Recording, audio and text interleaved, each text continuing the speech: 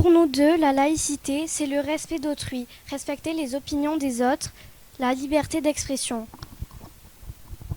C'est aussi des règles à respecter. Il y aura par exemple 4 piliers. Le premier, c'est que les gens ont le droit de croire à une religion différente de celle des autres ou de ne pas en avoir. De l'exprimer chez eux, mais aussi dans les voies publiques. Ils ont donc le droit de porter un voile ou une croix. Le deuxième, c'est que l'Église est séparée de l'État.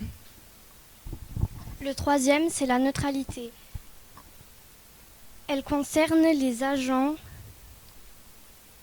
mais le service, elle concerne les agents de l'État et du service public, mais pas ses usagers. Par exemple, les juges, les policiers ou les enseignants n'ont le droit de montrer aucune appartenance.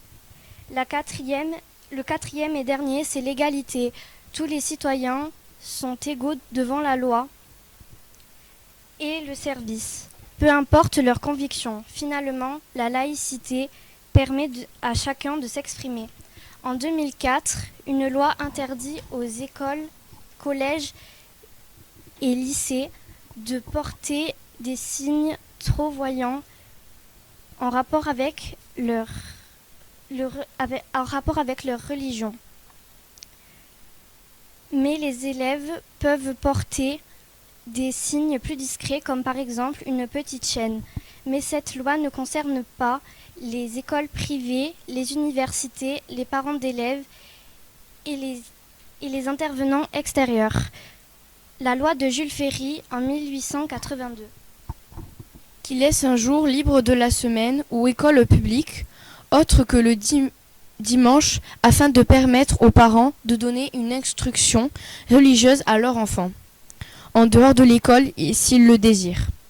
L'enseignement religieux se fait dans les écoles privées. Finalement, la laïcité n'est pas une opinion, mais le cadre qui les permet toutes. L'arbre de la laïcité.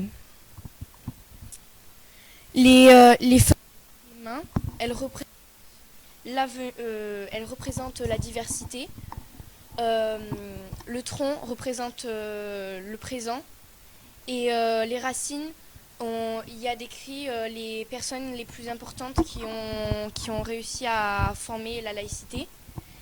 Donc il y a des cocardes et le bonnet phrygien.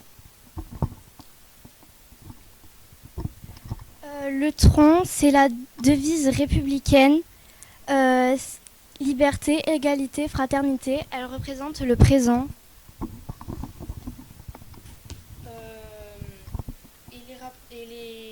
On peut donc en conclure qu'il faut les respecter si l'on veut vivre en sécurité et dans le respect.